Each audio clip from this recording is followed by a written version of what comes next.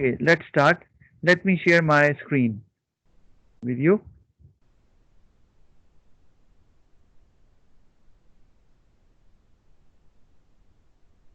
All right, now you can see it. So we'll start from there. Okay. Okay, let me get other students in as well at the same time. Faizan Ali, Ahad, Danish Hussain, Fatma Shakil, Yashfa Noor.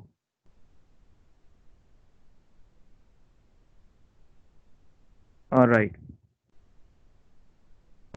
So now let's start.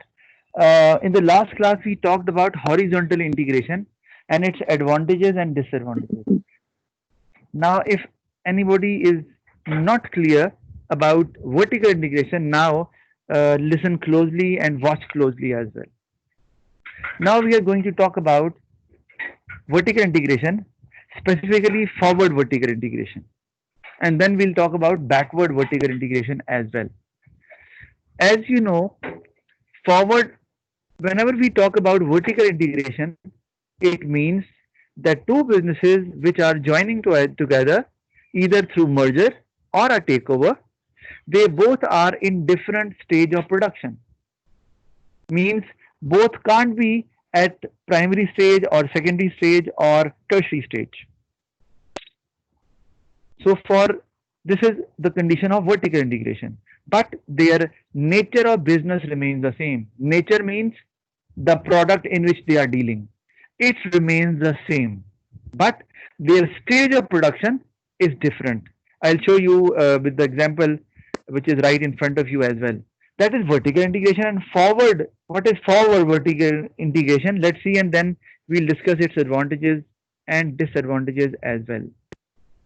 So Bisma is there, Fatma Rana again. All right. Now, let's imagine there is an example which I actually set for you. That is, there is a toy factory. And you know that toy factory is in the sector that is secondary sector. Okay, and there is another business that is a toy shop. And toy shop, you know, it is a retailing business, so it is in the tertiary sector, right? It is in the tertiary sector. So now, if these two businesses, for example, toy factory decides to buy the toy shop, please, if you mute your mic, please mute your mic.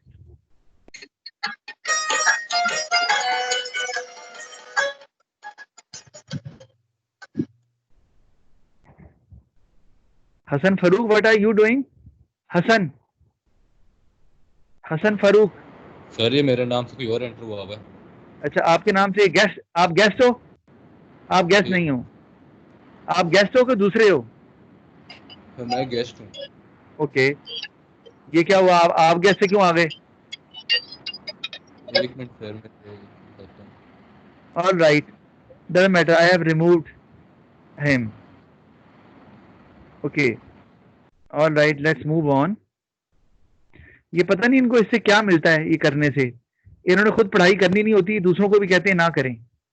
In the end they will sir ये बहुत सी classes में मसला हो रहा है. कोई बात नहीं, मेरे पास there is another way as well. If I see the problem persist, I will join you with your IDs, school IDs. Then they will not be able to do it at all. I'll see it maybe in another class, and then I will add you in my class with your school ID. Then this problem won't happen at all. I assure you. Okay, let's see. All right, so let's talk about the same example.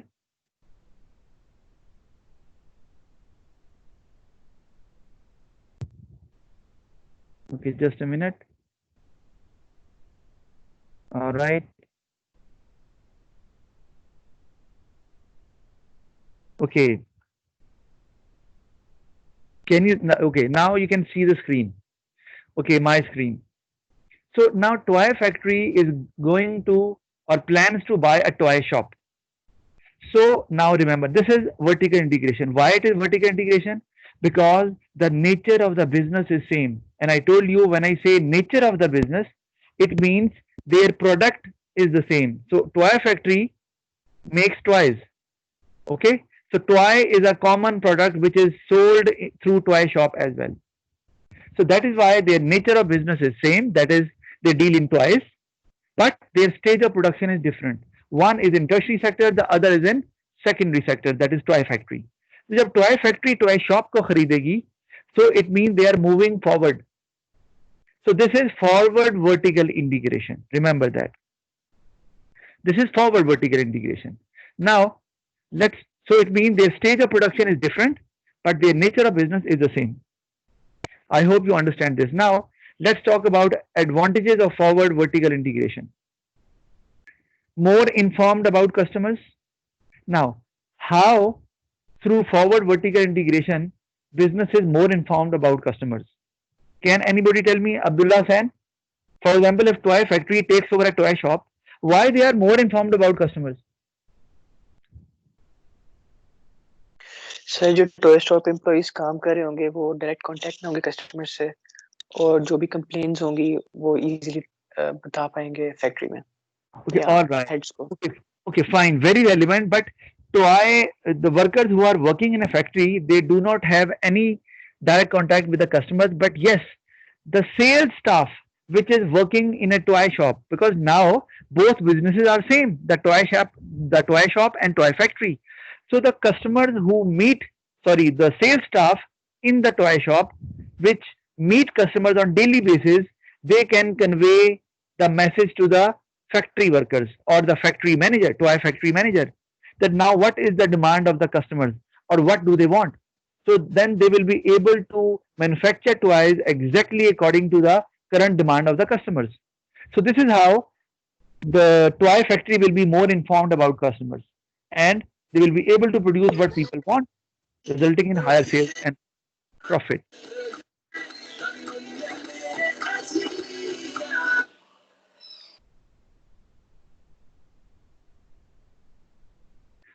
Okay, who was he?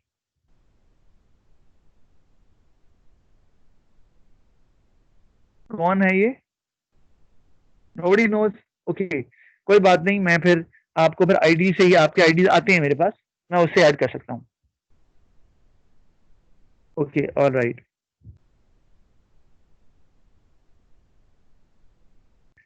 Okay, so more informed about customers. So you got it now. So in this way, they will be able to manufacture those toys which are demanded by the customers, and in that way they'll be able to sell more and earn higher profit. This is analysis. Now, second point is assurance of outlet. Now, how it is an advantage? Fatma Gondal, can you explain me how assurance of an outlet is an advantage in case of forward vertical integration?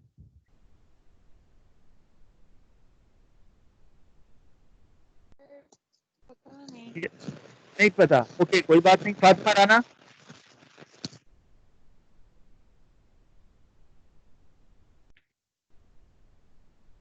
Fatima Rana, do you know? नहीं sir, पता नहीं. All right. Okay. Muiz Khan. Sir, नहीं, I don't know. अभी नहीं. Okay, no idea. Okay, all right. So, Hassan Farooq, assurance of outlet. Sir अभी idea नहीं है. नहीं आइडिया. पूरिया. पता नहीं. Okay, all right. So majority of students, they do not know about it. Now imagine, whenever you, in this example, whenever you manufacture toys, you need a place from where you can sell it. You require a platform, and that is the shelf space in the shops.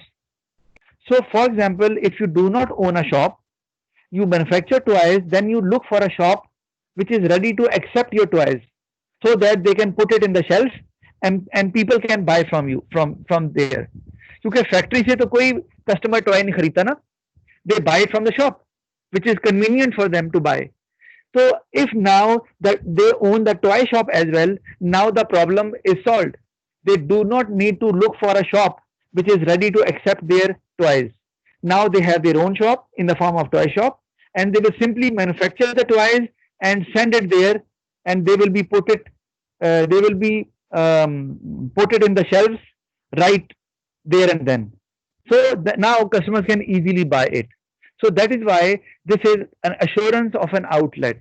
So it is actually a big advantage for a business because now they do not need to keep their stock in the factory. As soon as they are produced, they can send it to their own shop and from where people can buy it. So that is why this is an advantage. Then we have exclusion of rival brands.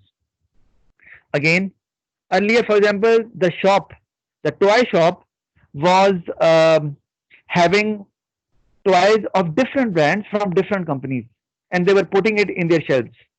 Now, because it is owned by that one toy factory, so the toy shop can refuse other brands that yes, now sorry, we cannot keep your toys because we'll only keep the toys of our factory.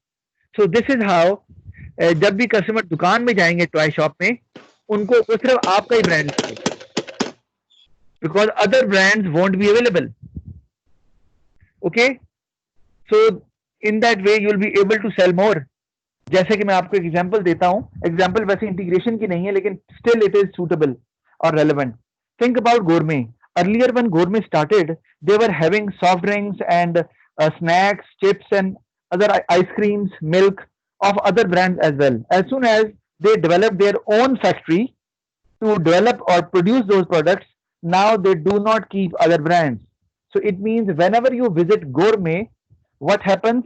The people can only buy gourmet products. Either it is ice cream, milk, soft drinks, or other items. So in that way, the business has an advantage that और होता भी ऐसा at times कि लोग gourmet आए थे चल यार फिर soft drink भी gourmet की ले लेते हैं. Why to buy from other shop because we have to go travel to that shop as well. So this is how the business is able to increase its sales because now rival brands are not there in the shelves.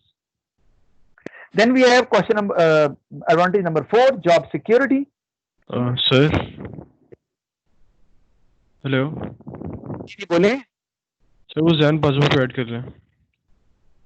Jain Bajwa sir जब मैं रात class को में ही भी हूँ. Add करने sir Talal को भी ऐड. मैं क्लास में ही हूँ. तलाल मुगल, हाँ ठीक है, उन्होंने मुझे कहा था. ठीक हो गया. ऑल राइट मैंने अटेंडेंस तो मार्क कर ली है आपकी. और अब आप जब बाहर निकलोगे आओगे तो वो टाइम रिकॉर्ड होगा आपका बाहर गए थे कब अंदर आए थे. All right. So now getting back to the fourth advantage. So job security. All right Junaid, can you explain me how in forward vertical integration there is more job security? Junaid. Ji sir क्या कहते हैं कि job security ऐसे होगी कि उन्हें नए employees नहीं रखने पड़ेंगे. वही यानी कि उनकी जो एग्जिस्टिंग एम्प्लॉयज हैं तो उनको यानी कि जॉब का मसला नहीं होगा क्योंकि वो वर्टिकल फॉरवर्ड इंटीग्रेशन करें तो वही फर्म दूसरी क्या कहते हैं सर वो तो लेकिन वो वर्कर्स जो फैक्ट्री में काम कर रहे हैं वो डिफरेंट हैं, जो सेल कर रहे हैं वो डिफरेंट हैं. Okay all right. I ask Yashfa Noor.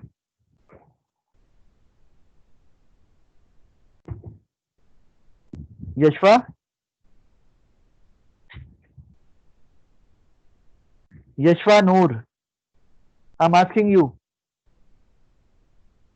So no reply is coming from her. Okay, you can text me if there is a problem. Okay, Bisma Haroon, answer the question. Advantage number 4, job security. How there is more job security in case of forward vertical integration? Bisma Haroon.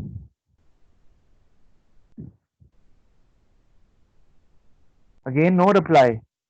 So I need to highlight that as well.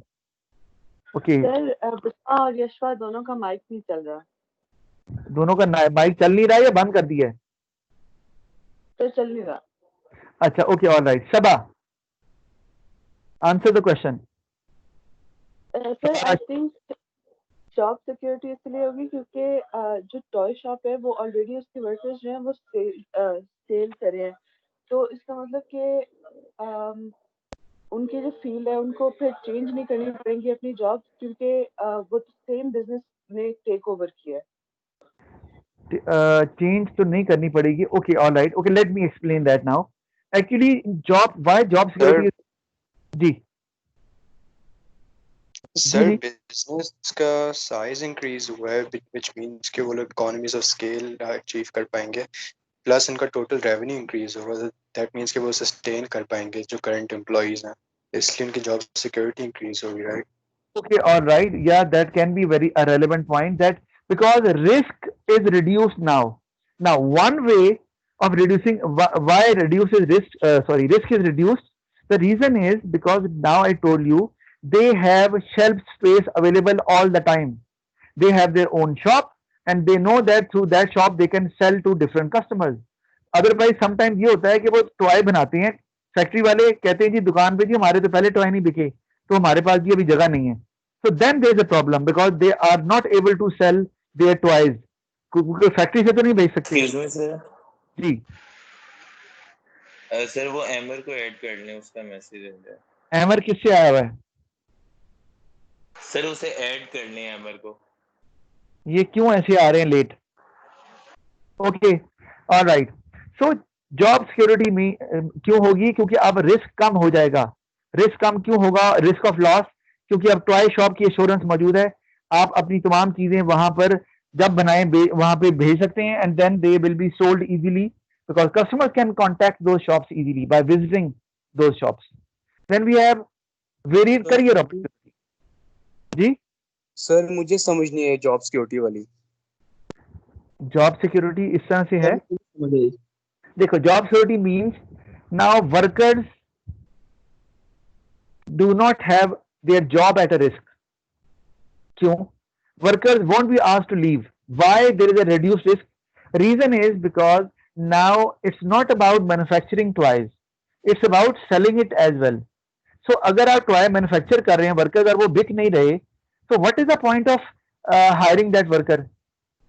वो तो worker को कहेंगे जनाब हमारी तो toy आप बना रहे हैं ठीक है, लेकिन बिक ही नहीं रही तो हमें क्या फायदा? So it is better that you should leave our factory. But now because they have their own shop, they have a platform where they can sell easily. So now it's easier for the toys to be manufactured and to be sold through shops. So that is why the sales will go up and it will remain steady. So that is why the workers in the factory as well, they will not lose their job. Similarly, the workers working in the toy shop, they will also not lose their job because now they are getting a regular supply from the toy factory. अब ये नहीं है कि toy shop कहेगा जी हमारे toys खत्म हो गए, टॉयज आ नहीं रहे, तो because toy factory is there they can supply to them, तो सेल्स भी होती रहेगी. तो इस तरह both the jobs of factory workers and shop workers will remain intact. Got it?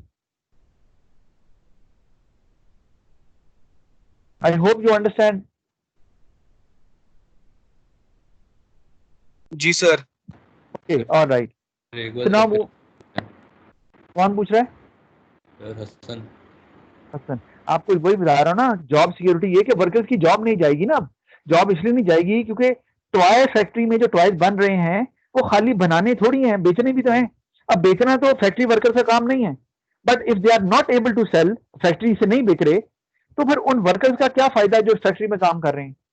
तो अब क्योंकि after forward vertical integration they have their own shop as well, तो अब उनके लिए बेचना आसान हो गया है. जो बनाएंगे वो दुकान में भेज देंगे अपनी, और दुकान वाले तो रखेंगे ना because it's there own shop, तो वहां से बेचना फिर आसान हो जाएगा. तो जब टॉयज बनेंगे भी और बिकेंगे भी, तो now workers in the toy factory they won't lose their job. There is no chance that they will lose their job, क्योंकि सेल्स हो रही है तो उनको ज्यादा बनाना है, डिमांड भी बढ़ रही है, तो वर्कर तो फिर they will be required all the time. क्यों हसन, समझ आ गई? जी sir. Okay. Then we have varied career opportunities. Now, varied career opportunities in the sense that now if a worker wants to switch job from one sector to another sector, जैसे एक worker कहते हैं जनाब मैं manufacturing नहीं करना चाह रहा, I want to be part of sales staff. So it's easiest. Why? Because business already knows about the worker, they know the track record of the worker, So it might be easier for the worker to switch from the factory to the shop. Otherwise वैसे आप shop में अगर job लेने जाएंगे तो वो कहेंगे भाई आपका एक्सपीरियंस तो फैक्ट्री वाला है, आपको कहाँ सेल्स आती है. So in that case, because they know that worker, they can train the worker as well, because they do not want to lose their old and loyal customers. So they may like to switch them from the factory to toy shop as well. So workers के पास varied opportunities नजर आ जाती हैं कि वो secondary से निकल के tertiary sector में भी जा सकते हैं, depending on what they like and what they do not like. Similarly, more control over the distribution of the product. Now, it is very important. Control over the distribution, इसका मतलब क्या है, ये आपको समझने की जरूरत है.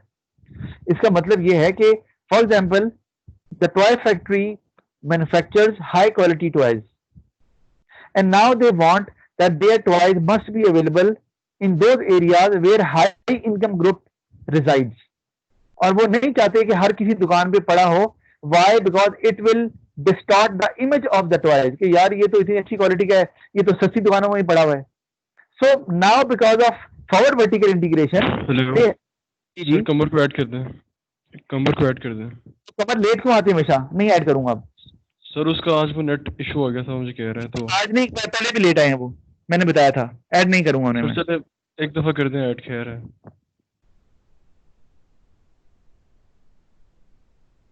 अच्छा मजाक है जी ये. Thank you sir.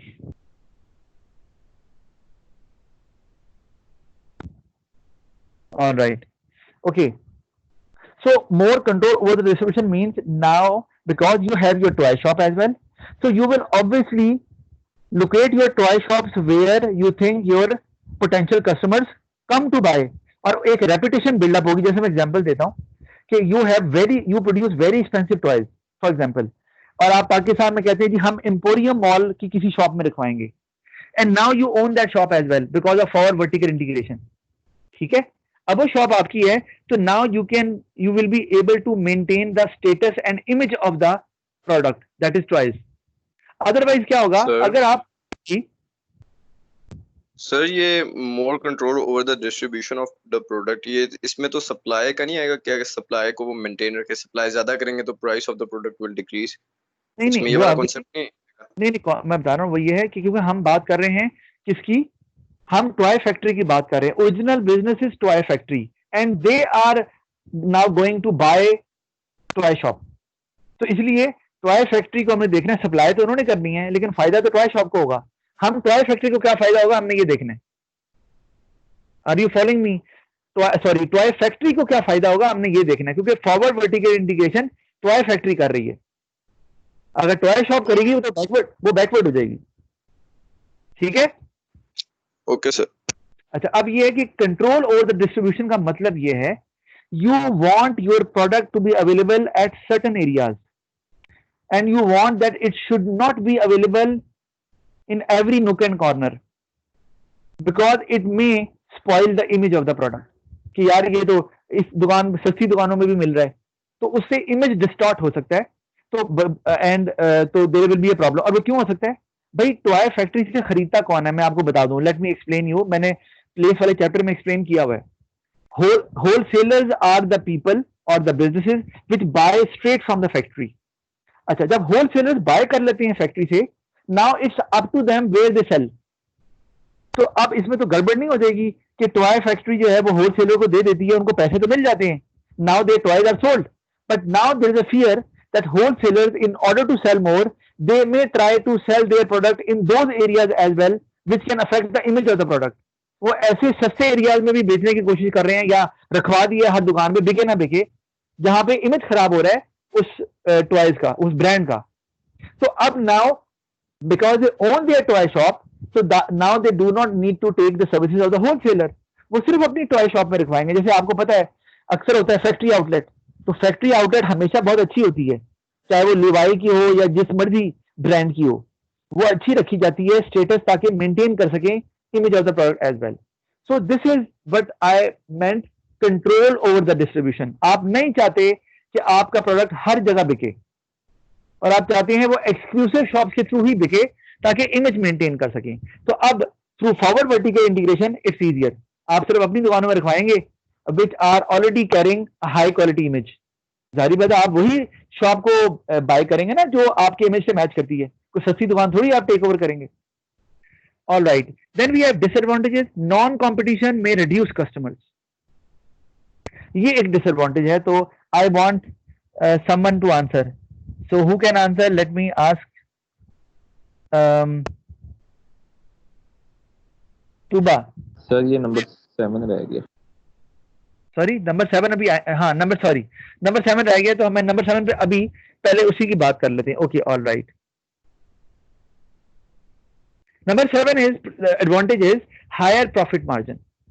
ये मुझे आपको एक्सप्लेन करना है. उसके लिए you need to see the right bottom of the screen, this one, where I wrote retailers profit will be absorb by the business. अब आपको पता होना चाहिए रिटेलर कौन होता है. Retailer is a business whose job is to sell products. So in this example, toy shop is a retailer. ठीक है. अच्छा, अब हाई प्रॉफिट मार्जिन कैसे होगा जो मैंने 7 पॉइंट लिखा हुआ है. रिमेंबर, हाई प्रॉफिट मार्जिन कैसे होगा. नाउ सीधा मैंने क्या लिखा है, retailers profit will be absorb by the business. यानी कि जो टॉय शॉप का प्रॉफिट है वो भी टॉय फैक्ट्री को मिलेगा. कैसे, आप जरा गौर करें एग्जाम्पल के ऊपर, तो आपको पता चल जाएगा कि क्या हो रहा है. For see cost of one toy, ये जो मैंने हाईलाइट किया है ना विद लाइट ब्लू लाइन, उसको देखें. Cost of toy $20. For example वो $20 की बनाते हैं टॉय, एक toy. Price charge to retailers toy shop में वो कितनी है जी, $25. यानी कि अर्लियर, ये हम कब बात कर रहे हैं, ये है बिफोर इंटीग्रेशन. एग्जाम्पल है, अभी इंटीग्रेशन नहीं हुई हुई, अभी टॉय शॉप अलग है, टॉय फैक्ट्री अलग है. So now price charge to retailers वो कितनी चार्ज करते हैं जी, $25. और आगे प्राइस चार्ज बाय रिटेलर्स कितनी चार्ज करते हैं कस्टमर से, that is $30. So what would be the profit of the toy factory, that is $5. Toy factory का प्रॉफिट $5 क्यों है, because their cost is $20 and they are selling it to the toy shop for $25. So 25 - 20 that is $5. ये होगा toy factory का profit $5. और profit of the toy shop कितना है, जो येलो लाइन आपको नजर आ रही है, वो भी $5 है. कैसे, because toy shop is getting the toys from the toy factory for $25. ठीक है, and then they are selling it to customers at $30. तो 30 - 25 उनको भी $5 ही मिल रहा है. तो अभी राइट नाउ बिफोर इंटीग्रेशन $5 पर toy is enjoyed by toy factory and $5 per toy is enjoyed by toy shop. Now see after integration what happens. See on the right margin, after integration I wrote that the light pink line. Now cost of toy remains the same, that is $20, and price charged to customers, because customer को तो वही price जा रही है ना $30. आप $30 ही charge कर रहे हैं, but now profit for the toy factory is $10. वो कैसे, क्योंकि अब वो 20 की बना रहे हैं और 30 की बेच रहे हैं, बीच में प्रॉफिट कोई नहीं है. वो जो प्रॉफिट टॉय का था $5 वो भी फैक्ट्री का है, और जो फैक्ट्री का $5 प्रॉफिट था वो भी फैक्ट्री को मिलेगा. सो now the profit will B $10, क्योंकि वो जो टॉय शॉप का प्रॉफिट है वो भी तो उन्हीं का ही है ना, और प्राइस $30 ही है. Anybody who is confused regarding this example, let me know. Sir मुझे नहीं समझ आया. ओके, नहीं कोई बात नहीं, शुरू से नहीं आया सर. नहीं. ओके, मैं दोबारा बताता हूँ. ये जो दो एग्जांपल्स मैं आपको दे रहा हूँ, टॉय फैक्ट्री और टॉय शॉप की, हम एज्यूम कर रहे हैं अभी there is no integration, no forward vertical integration. तो टॉय फैक्ट्री क्या करती है, एक टॉय $20 का बना रही है और वो टॉय शॉप को बेच रही है $25 का. क्यों बेच रही है, क्योंकि टॉय शॉप उसकी नहीं है अब, तो वो $25 का बेचेगी. तो कितना प्रॉफिट होगा टॉय फैक्ट्री को, आप बताओ. टॉय फैक्ट्री को प्रॉफिट कितना होगा, आप बताओ ना, आपको समझ जो नहीं आ रही जी. हेलो, ओके, मैं पूरी एग्जांपल कर देता हूं पहले. तो $20 एंड $25, तो ये $5 का प्रॉफिट हो रहा है. अच्छा, अब वो जो दुकान वाले हैं वो $25 की उनको मिल रही है, वो खुद कितने की बेच रहे हैं, they are selling it for $30 to customers, final consumers, तो उनको भी $5 का प्रॉफिट हो रहा है. तो वो मैंने नीचे लिखा है टॉय फैक्ट्री का प्रॉफिट भी $5 and profit of the toy shop भी $5। मैं दोबारा बताता हूं कैसे। $20 की वो टॉय बना रहे हैं और 25 का शॉप में बेच रहे हैं, तो $5 का प्रॉफिट हो रहा है ना फैक्ट्री को। और रिटेलर जो टॉय शॉप है, they are getting it for $25 from the factory, और बेच कितनी की रहे हैं कंज्यूमर को? $30 की, तो उन्हें भी $5 का प्रॉफिट हो रहा है। तो $5 का प्रॉफिट हो रहा है फैक्ट्री को, $5 का प्रॉफिट हो रहा है शॉप को। तो अब अगर जब नाउ इंटीग्रेशन हैपन्स, तो शॉप भी तो उन्हीं की होगी ना। Now factory and shop are the same, तो वो बना तो $20 का रहे हैं टॉय, लेकिन बेच वो $30 का ही रहे हैं। तो अब प्रॉफिट 10 का हो गया, क्योंकि $5 वो टॉय शॉप के, वो भी उनके, और $5 जो फैक्ट्री के थे वो भी उनके, तो टोटल अब 10 का हो गया। I hope you got it now. Anybody who is still confused? Okay, all right. Now we move on to disadvantages of forward vertical integration. Non-compliance may reduce customers. Now, non-competition. Who can explain me that? Yes, तो दोनों का mic अभी भी नहीं चल रहा है, यशवा का उसका। Let me see what is happening. Okay, all right. Yes, Abdullah Hussain. Answer the question. जी sir, Disadvantage is question not please. the first disadvantage. Explain that. Sir ये इस तरह होगा कि अगर नॉन कंपटीशन की वजह से बिजनेस अपनी क्वालिटी रिड्यूस कर लेता है तो Wait, कस्टमर वो चीज करना छोड़ देंगे। पहले मुझे ये बताओ, नॉन कंपटीशन का मतलब क्या होता है? कंपटीशन खत्म हो जाना या कम हो जाना। जी, non competition mean that now there are not lot of brands which are available to customers. तो ये क्यों होगा फॉरवर्ड वर्टिकल इंटीग्रेशन में?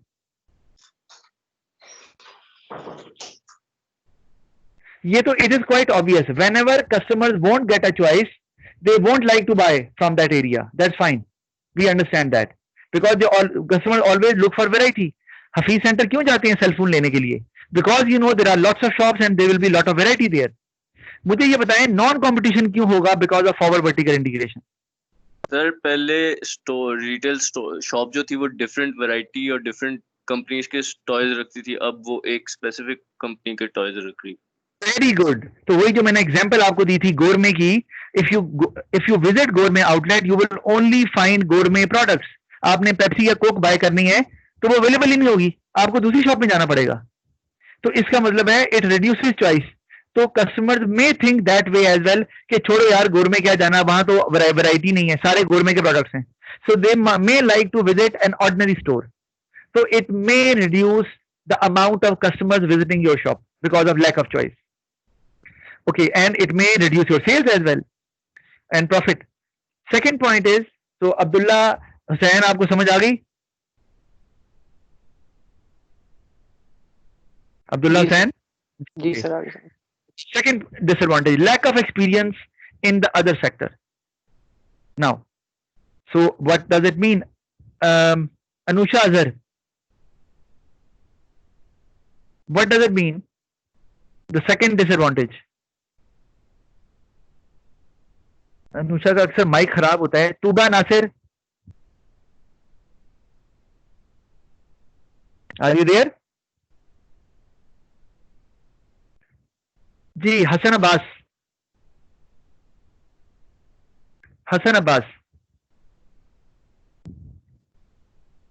so you are not answering, so this way, okay, because I'm highlighting your name as well. Okay, Munir साहब। जी sir. Abdullah Abbas, right? जी हसन अब्बास। इतनी देर से आप कहाँ चले जाते हो? खाना खाने गए हो? नहीं sir. So be there. Explain me the second disadvantage.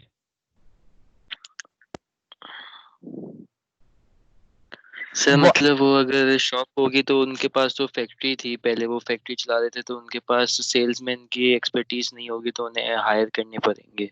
Very good. मतलब है। Very good. Easy as you like. Fantastic answer. Because they had the experience of manufacturing only. Now if they buy a toy shop, they have no experience whatsoever how to deal clients, how to deal customers. तो हाँ वहां पे staff तो मौजूद होगा who is a well experienced, but now management belongs to toy factory, so they might not be able to guide sales staff well, and in that way they might lose customers might get annoyed, resulting in lower sales and profit. Yes. Okay, very good, Hassan. All right, now we'll move on to backward vertical integration. You will see, yeah, now this is there. Okay, now there is an example. Okay, anybody who is still not clear about the previous example I mentioned that was about forward vertical integration? अगर कोई है तो बता दे. Okay, so it means it's fine. Now, so another example of backward vertical integration, and you understand this. Now, I have actually chosen a juice factory, and juice factory is in a secondary sector, you know that, and there is a fruit farm, a farm business. So it is in the primary sector. So now if juice factory plans to buy a fruit farm, so it means they are moving backwards. Okay, now they are going to take over a business which is at an earlier stage of production. Secondary से primary में जा रहे हैं. So this is what we call backward vertical integration. लेकिन again एक और चीज, nature of business needs to be the same. और nature of business मैंने बताया था क्या मतलब होता है इसका. Nature of business से मुराद क्या होती है? बिस्मा, अच्छा माइक ही नहीं चल रहा बिस्मा का तो. हुरिया, जब मैं कहता हूं दोनों बिजनेस का नेचर ऑफ बिजनेस सेम है, what does it mean?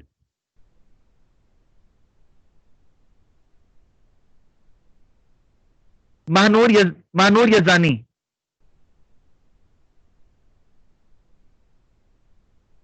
Hello Mahnoor, are you there?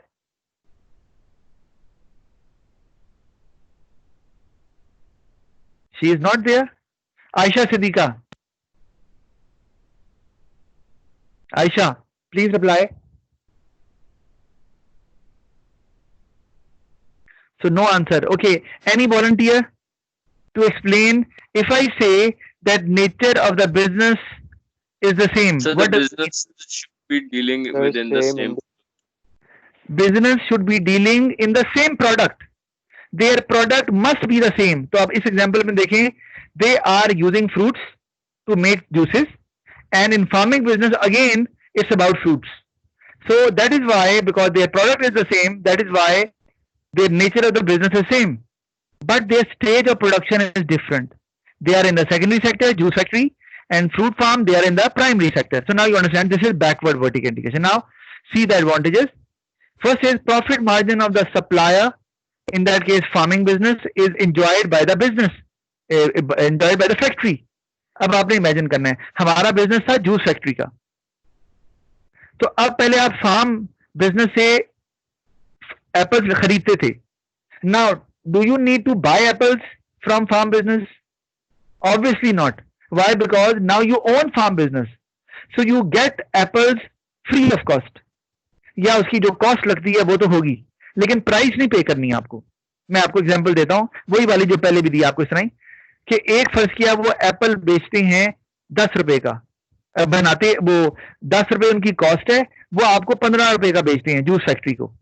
But now because you own fruit farm, तो वो 10 रुपए की जो कॉस्ट उनकी लग रही है वो फार्मिंग में, वो उतने का ही आपको दे देते हैं. Why? Because now factory and farm is the same. तो 10 रुपए का वो बनाते हैं या प्रोड्यूस करते हैं एप्पल, और वही एप्पल 10 रुपए का ही जूस फैक्ट्री को दे देते हैं. तो इसका मतलब है कि अब जो फार्म बिजनेस का प्रॉफिट है वो भी जूस फैक्ट्री एंजॉय करेगा. This is the meaning of this first advantage. कंबर को दोबारा ऐड कर दें. तो ये जाते क्यों है कंबर? सर पता नहीं, वो मेरे ख्याल गलती से निकल गए. अच्छा, वो अगर अंदर बाहर कर रहे हैं तो आपको मैं एक बात बता दूं कि अगर आप बहुत अंदर बाहर करोगे तो वो जारी बात है, वो आपको उतनी दफा नाम आ जाता है लिस्ट में. मेरे पास कौन बच्चा कितनी दफा निकला है, किस टाइम पे निकला था, कब गया था, आपको पहले बता रहा. तो मुझे यही फॉरवर्ड करना होता है. तो एवरी टाइम ये हो नहीं सकता ना कि हर दफा ऐसी हुई है, होता जाए. सर ये मुझे कह रहे हैं आप? नहीं, मैं रामेश को बता रहा हूँ कि अपने जो जिगरी दोस्त है ना उनको बता दें. यानी कि अभी जो अभी आपको एंटर मैंने कर लिया ना, इसीलिए कंबर. तो आप अगर आपको इशू आता है ना, तो आप इसी एक दिन आ सकते हैं, आप मुझे मैसेज कर सकते हो, sir I will have a problem, तो आप प्लीज मुझे एंटर कर लीजिएगा. वरना रोज रोज तो नहीं होगा ना ये. सर पहली दफा हो रहा है ये तो. Okay, all right. तो एंटर कर लिया ना आपको. ओके, पहला एडवांटेज आपको मैंने एक्सप्लेन कर दिया कि अब जो फ्रूट फार्म का प्रॉफिट है that will also be enjoyed by the juice factory. Okay, then we have refusal to other manufacturers. Again that is an advantage. अब पहले वो जो फार्म बिजनेस था before the integration, farm business was supplying apples to all juice factories, but now because it has been bought by one of the juice factory, तो now apples will be supplied to that juice factory only. और assume करते हैं कि अगर उस Apple की quality बहुत अच्छी है और किसी और फार्मिंग बिजनेस की इतनी अच्छी एप्पल की क्वालिटी नहीं है, so now the juice factory will have an advantage. जो जूस की क्वालिटी उनकी होगी because of high quality apples they are getting from fruit farm, वो दूसरे राइवल बिजनेसेस की नहीं होगी. क्योंकि जब दूसरे बिजनेस उस फार्म बिजनेस से एप्पल खरीदने जाएंगे, so they will straight away refuse them. They will say, we only supply to our own factory. That is it. So in that way, the other juice factories will be deprived of that high quality fruits. Or juice factory will have an advantage as far as the quality is concerned. तो उनकी अब sales ज्यादा होगी क्योंकि उनका test ज्यादा अच्छा होगा, क्वालिटी ज्यादा अच्छी होगी. Okay, third is assurance of regular supply. Yeah, that is again very crucial. Now, because for a juice factory to continue, they require regular fruits to be available there in the stock. So now, because they own their farming business, so farming business will make it sure that their juice factory should not halt at any point of time, and they will provide them with regular supply of fruits. क्योंकि उनका अपना ही business है, अगर factory बंद होगी तो उनका भी नुकसान होगा, जारी बात है, क्योंकि दोनों एक ही बिजनेस है. तो इससे supply will be regular and they will be able to meet the timely demand of the customers there. जैसे सीजन आ गया मैंगो का, तो मैंगो जूस की डिमांड बढ़ गई, तो अब वो मैंगो फार्म से आएंगे रेगुलरली, तो तभी तो जूस बनेंगे. तो in that case they will be having an advantage over other businesses, juice businesses. तो उनका हो सकता है कि वो जिस फार्मिंग बिजनेस से ले रहे हो वो उनको डिले कर दे, टाइम पर ना दे सके, तो उससे उनकी सप्लाई डिले हो जाएगी. Fourth advantage is quality and cost of the supplier can be controlled. Yes. Why? Because now juice factory can exactly tell what quality of fruits they want to be processed. So farming business को वो clearly बता सकते हैं. Sir ये third वाला जरा दोबारा explain कर दें. अच्छा, वही आपको बताया. अश्योरेंस ऑफ रेगुलर सप्लाई इस तरह है कि जूस फैक्ट्री को रेगुलर फ्रूट्स चाहिए होते हैं so that they can continue their processing of fruits और उससे जूस बना सकें. तो now if they own their farming business, own their fruit farm, तो अब तो सप्लाई रेगुलर होगी ना, क्योंकि उन्होंने तो सप्लाई सिर्फ उनको करना है. थिंक अबाउट कि अगर वो फार्म बिजनेस उनका ना होता और उन्होंने 10 फ्रूट फैक्ट्रीज को देना होता, जूस फैक्ट्रीज को देना होता, तो हो सकता है इस जूस फैक्ट्री को डिले आता फ्रूट्स. क्यों? वो कहते हैं जी हम तो दूसरी जूस फैक्ट्रीज को दे रहे थे, आपकी बारी बाद में आएगी. सो इन दैट वे उनका जो प्रोसेसिंग है वो डिले हो जाएगी और वो टाइम पर जूसेस नहीं बना पाएंगे which are demanded by the people. इस केस में टाइमली चीजें बन रही हैं. Juned, got it? जी सर, हो गया clear, thank you sir. Fourth point, quality and cost of the supplier. तो क्वालिटी मैंने आपको बता दिया, वरना तो जो फार्मिंग बिजनेस है ना वो तो 2 नंबर क्वालिटी भी दे सकता है. आपको पता है, आप जब मार्केट से चीजें लेने जाते हो तो whenever you buy fruit some time they give you a poor quality fruit as well, बीच में डाल देता है कहीं ना कहीं से 2 नंबरी करके. Same can be the case with farming business as well. Okay, but now because you own that farm business, so they will make it sure that quality will remain intact and all the fruits must be of top quality, so that juice that will be produced or manufactured that will also be of good quality, resulting in better image, higher sales and profit. और quality and cost की बात भी की हुई है, तो cost of the supplier वो भी कंट्रोल रहेगी. कैसे? Juice factory can tell clearly to farming business कि आप ये लेटेस्ट मेथड इस्तेमाल करें जिससे कॉस्ट कम हो, क्योंकि उन्हें पता है कि अगर फार्मिंग बिजनेस की कॉस्ट ज्यादा होगी तो जूस फैक्ट्री की भी कॉस्ट ज्यादा हो जाएगी. तो इससे दोनों को ही नुकसान होगा, because both are part of one business. So that is why farming business will take every single step to reduce the cost of the business to provide benefit to its other part of the business, that is juice factory. तो इससे वो अपनी cost और quality को ज्यादा बेहतर control करेंगे. Now disadvantages. Lack of experience in the other sector. आपको आता है, मेरे ख्याल में ये बताने की जरूरत नहीं है, जारी बात है।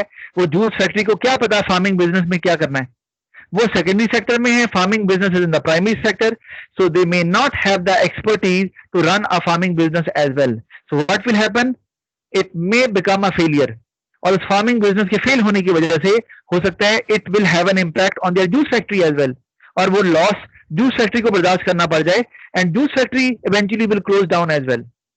तो ये एक इशू आ सकता है। सेकेंड डिसएडवांटेज, कॉम्प्लेसेंसी में अफेक्ट क्वालिटी। ये भी होता है। कॉम्प्लेसेंसी का मतलब क्या होता है पता है? ये फैजान, आप बता सकते हो? फैजान अली,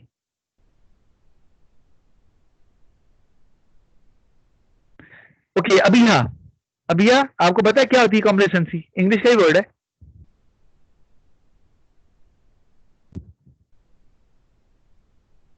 अबिया, you are not there? Okay, all right. So sir इसका मतलब होता है कि एक बंदे की जो सी सेटिस्फेक्शन होती है अगर वो कंप्लीट हो रही है तो ओके, और पूछ लेता हूँ Fatima Shakeel. Sir may be मतलब वो ये एक्सपेक्ट कर लेते कि उनका प्रोडक्ट पक्का सोल्ड हो जाएगा, तो मतलब वो इतनी एफर्ट्स नहीं करते शायद। Okay, all right, okay, very good. ये हम इसकी बिल्कुल आप बात सही कर रहे हैं, क्योंकि कॉम्प्लेसेंसी का मतलब है दे टेक इट लाइटली। जैसे मैं एग्जांपल देता हूं, आपका हर दफा सब्जेक्ट में ए ग्रेड आ रहा है, तो अब जब आगे एक और एग्जाम आया तो आपने कहा छोड़ो यार क्या पढ़ाई करनी है, ए ग्रेड तो आ जाता है। तो I will say you have become complacent, आपने you have taken it lightly. तो in that case the same can happen. वो जो फार्मिंग बिजनेस है वो कहेगा भाई ये तो जूस फैक्ट्री हमारी अपनी है, तो जैसी मर्जी चीजें दे दो, इन्होंने तो लेनी है हमसे। अगर जूस फैक्ट्री उनकी अपनी ना होती तो फिर juice factory can refuse buying from them कि जी आपकी क्वालिटी ठीक नहीं है। बट अब फार्म बिजनेस, चूंकि juice factory only buy from their own farm business, fruit farm, तो अब वो हो सकता है लेजी हो जाएं, क्वालिटी को गिरा दें कि चलो यार हमारी अपनी फैक्ट्री में ही जाना है, खैर है कुछ नहीं होता। So this may affect the quality of the product. Now third disadvantage is reduced choice for consumers due to refusal to other manufacturers. Again, ये हमने इसकी भी बात कर ली हुई है, क्योंकि अब वो जो जूस फैक्ट्री है is only producing what? क्योंकि आप अदर मैन्युफैक्चरर से अब नहीं ले रहे, तो इसका मतलब है आप सिर्फ एक फार्मिंग बिजनेस से ले रहे हैं। For example, that farming business only produces fruits and oranges, sorry apples and oranges. अब कोई और जूस अगर कस्टमर बाय करना चाह रहा है तो customer can not buy from the same brand, क्योंकि वो तो अब अपने फ्रूट फार्म से लेते हैं, फ्रूट फार्म सिर्फ एप्पल्स और ऑरेंजेस ही प्रोड्यूस कर रहा है, और बाकी फार्म्स हैं जो बाकी फ्रूट्स प्रोड्यूस कर रहे हैं। So in that way choice will be restricted and consumers may not like to buy from the factory, क्योंकि अब वो जो फार्मिंग बिजनेस है वो दूसरों को तो नहीं दे रहा। तो reduce choice for consumers due to refusal to other manufacturers. तो अब थर्ड पॉइंट दोबारा अभी बता रहा, कंप्लीट नहीं किया मैंने। अब ये है कि now the other fruit juice factories which are working, now they are not getting the fruits from fruit farm, और उनको कोई और फ्रूट फार्म मिल भी नहीं रहा, तो वो क्या करेंगे? They will close down their juice factories obviously. So now what will happen? Now earlier consumers were getting lot of variety as far as brands were concerned, juice brands were concerned. अब चूंकि वो जो food farm है वो बाकी juice factories को नहीं दे रहा, तो वो फैक्ट्रीज हो गई बंद या उन्होंने अपनी प्रोडक्शन कर ली लिमिटेड। तो अब जो कंज्यूमर्स बाय करते थे पहले, डिफरेंट ब्रांड्स उनको मिल जाते थे जूसेस के, नाउ वो बहुत लिमिटेड हो जाएंगे। So in that way consumers will be on the receiving end, they will have a lower living standard because they won't get a lot of variety as far as juices are concerned. Got it? Sir factory के लिए तो ये अच्छी बात है ना sir, कि अगर उसका बिल्कुल मैं वही बताना चाह रहा हूँ, ये फैक्ट्री के लिए अच्छा है, कंज्यूमर के लिए नुकसानदेह है। तो इसलिए मैंने लिखा है कि consumer will be on the receiving and. आप उसने पूछा थोड़ी, अगर वो पूछे बिजनेस को क्या नुकसान होगा तब आपने लिखना है। अगर वो वैसे ही कह दे डिसएडवांटेज, तो आप कंज्यूमर का डिसएडवांटेज भी बता सकते हो, कोई प्रॉब्लम नहीं है इसमें। All right, so now last is we'll finish it quickly. Sir जी सर इस केस में जरूरी है कि अगर फॉर एग्जांपल फॉर्म हमने टेक ओवर किया है तो वो फॉर्म सिर्फ हमें ही देगा फ्रूट्स वगैरह, वो मैं तो नहीं आप दे सकते? मैं आपको वही बताना चाह रहा हूँ ना। देखो, अब जब फार्म बिजनेस आपका अपना हो गया, ठीक है, और आप अब फार्म को कहेंगे जी मेरा है, अब फार्म बिजनेस और जूस फैक्ट्री एक ही है, तो वो फार्म बिजनेस दूसरी फैक्ट्रीज को क्यों देगा अगर उसकी क्वालिटी बहुत अच्छी है? आप चाहोगे कि आपकी जूस फैक्ट्री का जो जूस जिस क्वालिटी का है, आपके राइवल्स भी उसी क्वालिटी का बनाएं? Would you like to have it? आप आप अपने फार्म बिजनेस को कह दोगे भाई आपकी क्वालिटी बहुत अच्छी है, आप सिर्फ हमें देंगे बस, और आपने बाकी दूसरों को नहीं देना, ताकि in the market your juices will be of top quality, better than all other rival brands. जी सर, फ्रूट फार्म से अगर हम दूसरे मैन्युफैक्चरर्स को सप्लाई करते वक्त हमारा प्रॉफिट मार्जिन ज्यादा हो रहा हो तो हम लोग क्यों नहीं सप्लाई करेंगे दूसरे मैन्युफैक्चरर्स को भी?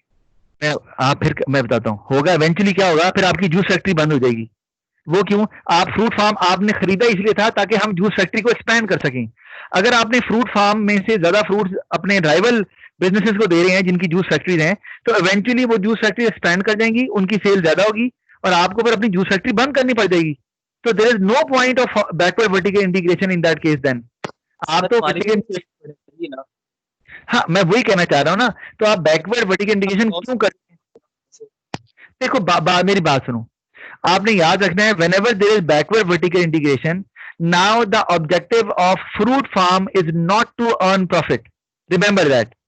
Now their objective is to supply their fruits to their own factory at the same cost. And now all the profit will be enjoyed by the factory.